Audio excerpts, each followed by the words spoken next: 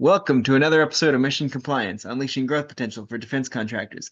In today's episode, we're tackling an essential subject for defense contractors and IT professionals alike, DFARS Cyber Incident Reporting. We'll walk you through the procedures and best practices that ensure compliance and protect your organization's sensitive data.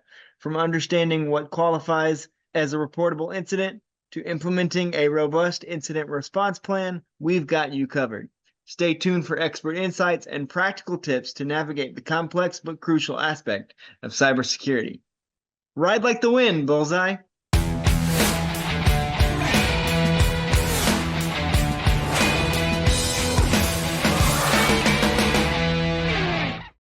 We're joined once again today by Mike Frieder, President of On-Call Compliance Solutions and a CMMC Professional Assessor. Thanks for joining us, Mike.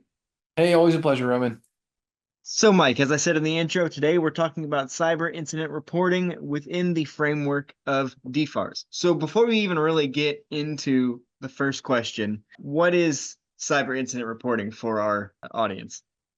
Yeah, great question. And I think it's probably one of the most misunderstood areas of compliance because it's very much mandatory, but yet it is not part of NIST SP 800-171. So anytime you are doing work in the defense industry or on behalf of a defense contractor, even if you haven't signed a contract, you are legally bound by the Defense Federal Acquisition Regulation Supplement.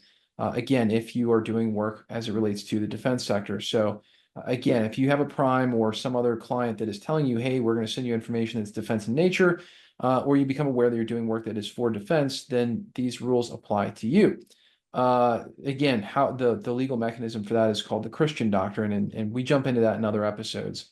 So if you have a cyber incident or any kind of an incident where information could have been accessed or compromised, then the answer to that is you are legally required to report that as a cyber incident to the government. You're required to specifically do it to a department in the Department of Defense.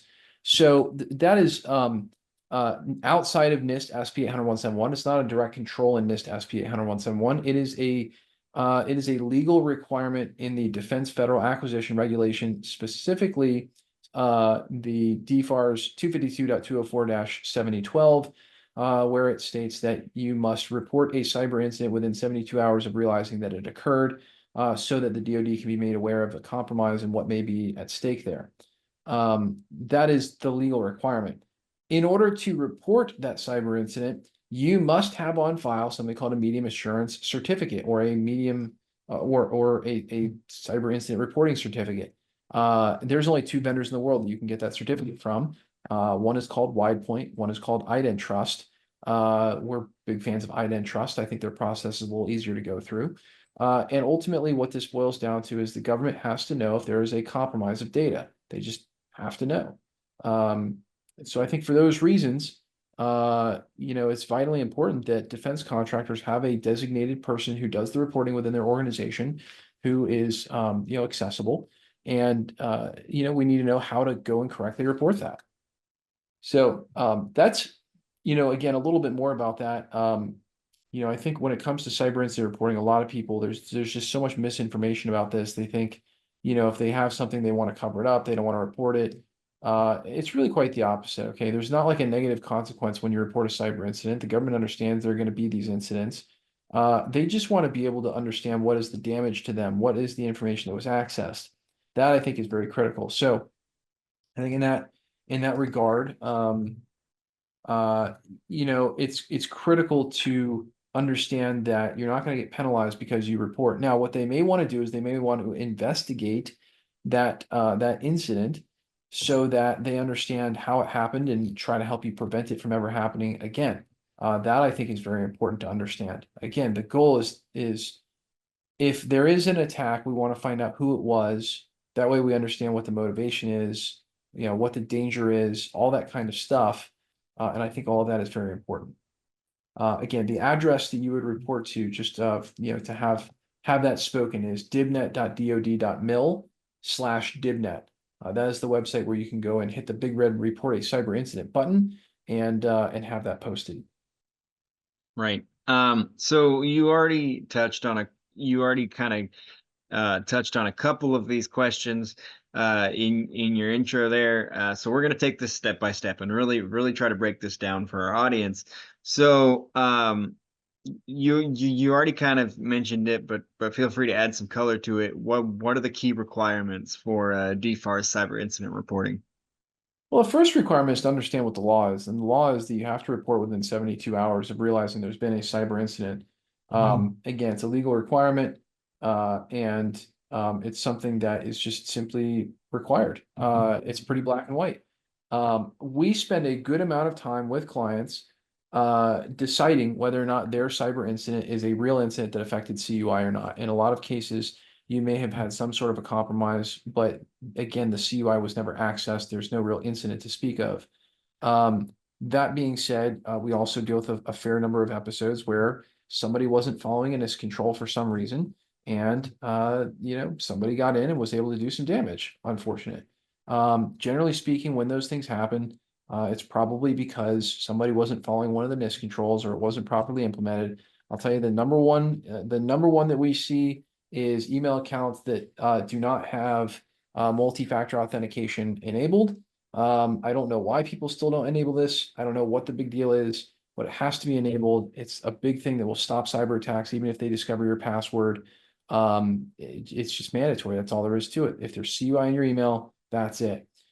By far and away the most common one. Obviously, there's more severe hacking situations that do happen, but either way you cut it, I think it's sort of commonplace to see those kinds of things, and that's a good way to protect yourself in those incidents as well. Good methodology for that. So, yeah, one more time.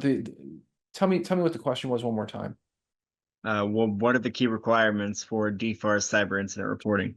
Yeah, sorry, I was going off on a tangent there. Other requirements are you've got to have that medium assurance certificate, right? So you've got to actually purchase that in advance. You're required to have somebody on staff that's got that. The only other way around that is if you've got a company like us who has that medium assurance certificate and they can do that reporting for you. And yeah, ultimately you're supposed to be able to do that reporting one way or another. And I think from there, it just simply boils down to you've got to report. So those are the requirements. Have a certificate, report within 72 hours, and obviously try to contain whatever it is that happened as quickly as humanly possible. Right. So with that being said, how should organizations prepare their incident response plans to comply with DFARS?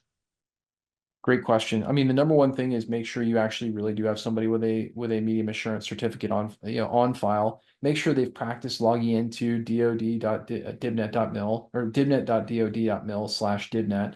Again, find that big red button at the top of the screen, log in, actually see what it looks like to test your certificate. I think that's another thing to keep in mind is, you don't want to have to find these things out for the first time when you're going through these questions. That's just a bad time. It's very stressful. You're dealing with all kinds of parties trying to help you out, like insurance and potentially outside contractors and things like that. And it's a nightmare. It's a real nightmare. So I think with all of that being said, it's all about being prepared. It's all about your incident preparedness. I would put in the steps into your current incident response plan to make sure that you report. I think that's the biggest thing that I see lacking in current plans right now is that they don't have steps in there to go and report cyber incidents. So don't overlook that step. It needs to be written. An assessor will be looking for it. Aside from that, your team, whether you're small or big, should be practiced in what happens when the worst happens and you have a cyber incident. You should know how to fight that. You should know where to look for breaches. You should have tools like SIEM and antivirus and things like that tested so that you are prepared for when those things happen because they will. So I think that's another part of this is I highly recommend to all of our clients that they practice cyber incidents. The good thing about on-call, we manage a lot of defense contractor technology out there.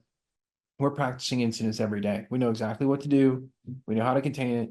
We've been around for 21 years doing this. So, it just kind of is what it is. And something that I think is definitely what you want to look for in a great partner. Awesome. And you mentioned that there's no real, negative to reporting a cyber incident. But are there any common challenges for an organization when it comes to this requirement of reporting a cyber incident? Yeah, and I think that's a really reasonable question. So the law allows for them to do or order a forensic audit of the equipment. Um, that in effect requires you to have an image-based backup. So what I would say is this is a real big, not a big deal type of thing in most cases, until you don't do what the law asks you to do, which does talk specifically about image-based backup on your servers and things like that. So, what I would tell you is the best way to be prepared is to actually read the law, or call us and we can help you understand it. Or even this podcast is a terrific resource. Make sure that you've got, proper image-based backups on your critical systems that contain CUI. And then from there, you can just hand over an image and tell DoD, hey, go do what you've got to do with this. You've got it.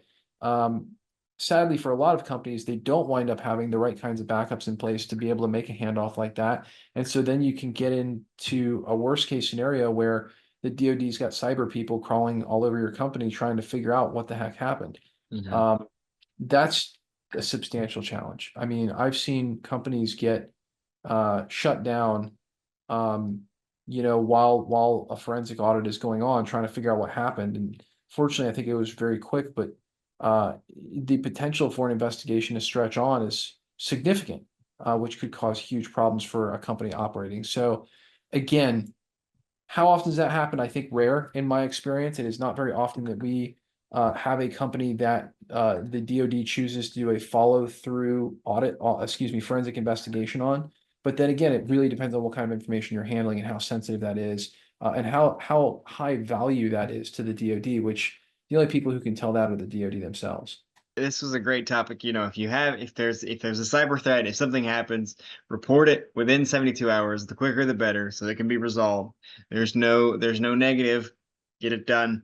That's valuable information. But we ask our three questions, and this is what we do now. We go to the silly question to kind of lighten things up and do kind of things. And I thought it would be fun on this one to take kind of a compliance twist to a popular philosophical question. So, are you ready for this one, Mike? I am ready, sir. If a cyber incident happens in a forest and no one's around to report it, does it still count under DFARS? Yes. Yes. I think most cyber incidents happen in such a way that not a lot of people need to be concerned about them or need to know about them rather. I think everybody needs to be concerned about them. I think that is one thing that really, it's a crime. It's a crime and it's something that is taken as a crime. And I think that is one of the other great challenges is that not a lot of people want to talk about what's their experience like reporting to the DoD. It's this big black box mystery of scariness. As such, I think that you've kind of just got this situation where a lot of people are afraid to report. I'm here to tell you, don't be afraid to report. First off, it's the law, so there isn't really any question about whether you're going to report or not. It's just part of it. You're just going to have to do it. And then I think, the second thing is just understanding that it's not the end of the world. It's something you're required to do to give the DoD a heads up. It is a national security issue. And ultimately, it's just part of what you have to do when you work in the defense industry. And it shouldn't come as a surprise that they want to know what's going on and stay up to date and have the latest information about the attacks that are going on to give them intelligence on how to help you go back and defend against this stuff. So all of those things I think are kind of just all part of the action plan. Absolutely. So, where do you stand on the whole if a tree falls in a forest doesn't make a sound uh, debate? I stand firmly under the idea that it absolutely happened. It's interesting. For some reason in life, you get asked this question more often than you would think. I think that most work, goes on behind the scenes where most people don't know it or don't really envision it. I know that, as someone who has worked in the field of compliance for a long, long time, compliance work tends to go on in the back rooms where nobody really hears about it. And I think that there's a lot of work that goes into compliance, and the end result of compliance is that it's a tree falling in the forest and nobody's around to hear it. Essentially, you've kept your company safe. you've followed the law. And sadly, there's not really a lot of credit given to those companies that do that. I mean, there is, they just don't recognize it as credit. The credit is you keep winning defense work and you keep getting paid, which is major. It's huge. But the work of keeping a company safe and secure does not always equate to the big celebratory wins that the sales guys get. And so I think it's a tough place to be. So no, I'm firmly in the camp that what happens in the woods is very much real. There's evidence of it. And you know what? You don't always have to be the person, you don't always have to be the lead singer in the band to have an important role in the band. The drummer sits at the back, keeps up the beat, keeps up the tempo. And you know what? The song wouldn't exist without the drum track, or if it did, it certainly wouldn't be anywhere near as consistent, right? And as fun. So again, I think when it comes to compliance, if you're one of those people working on compliance, do understand it's got a massive, massive importance to it. You just simply can't actually be in business or do business without it. And even though you may not be getting a whole lot of recognition, I think that's a big, strong sort of foundation that we laid out our Compliance Hero program on. And if you're not familiar with our Compliance Hero program, it's a program where we essentially explain how we take you from where you are now to being your company's compliance hero. And this podcast is a part of that. Our YouTube videos, if you haven't seen us on YouTube, go check us out on YouTube. It's at On Call Compliance on YouTube. They're all designed to take the mild-mannered average guy, Clark Kent, and go turn him into a compliance Superman. And I think in that regard, Superman's work doesn't always get seen or heard, but it sure does keep the city safe, and that's what we're all about. To speak to your drum metaphor of it's pretty boring without the drum. There's another YouTube channel, and here we are, a YouTube channel giving a nod to another YouTube channel. It's called Drumeo, and they do they do a series of videos on that channel where they take drummers from bands they take popular drummers from popular bands, and they bring them into the studio, and they sit them with the drums, and they play them a song they've never heard before, like a popular song that they might have never heard before, and they remove the drum track from the song for them to listen to, and then they say, okay, go interpret the drums to this song yourself, and then they go and see how close they got to the original drum track, because the only thing they hear is everything else minus the drums when they're listening to it. And then after it's all said and done, they hear what the original track sounded like. It's pretty cool. It's fascinating. Yeah, that's But awesome. as far as the tree in a forest thing, I think it's just a common philosophical baseline. You get to have that conversation. I think the whole side of it, where if it's in the forest and it doesn't make a sound, well, no, it doesn't, is based on we have no proof that it does. If there's no one around to hear it, there's no proof that it does make a sound. You show up to a forest the next day and there's a tree on the ground. So it fell, or it was chopped down, or something hit it, and you can assume there's a sound. But from where I stand and from where you stand, it's like mass plus gravity equals noise. If a tree falls and it weighs as much as a tree does and it hits the hard ground, it's gonna make a noise. Like that's how noises work. The way I look at it is that I'm talking to you right now. You can hear me right now. Our sales guys can't hear me talking to you right now, but that doesn't mean I'm not talking to you. And that's kind of the way I look at it. Just because we're not there to hear it doesn't mean it doesn't make a sound, because mass plus gravity equals noise. And it's kind of like when the space shuttle returns to Earth and it breaks the sound barrier. It's continuing the same velocity that it had before it breaks the sound barrier, but we're just hearing it when it breaks the sound barrier. That doesn't mean it wasn't making noise before that. Yeah, 100%. So just because you're not there doesn't mean it doesn't make a sound. That's how noise works. But I can definitely see the people that want to argue like we have no proof that a sound has been made because we can't hear it. but that's just Yeah. not how it works. And on that note, that wraps up another great episode of Mission Compliance. We hope our discussion today has provided you with valuable insights and practical strategies and inspiration to navigate the ever-evolving world of defense. We'd like to thank Mike for joining us and talking about the very important topic of cyber incident reporting. Thanks, Mike. Hey, always a pleasure, Roman. Good topic today. But yeah, oh, 100%. But the conversation doesn't have to end here. We encourage you to continue exploring these topics and connect with us via our social media channels. Share your thoughts, ask questions, and engage with fellow listeners using the hashtag Mission Compliance Podcast. If they haven't already, what should they do, Mike? Well, they should definitely like, subscribe, and tell their friends because the podcast is always growing and we're always covering new and innovative subjects. 100%. And we truly appreciate it if you could take a moment to rate and review the show. Your feedback helps us to continue to bring you thought-provoking episodes and high-quality content. Join us next time as we delve further into the dynamic world of defense, security, and industry innovation. Until then, take care, stay informed, and make compliance your mission. See you next time. Thanks, everybody.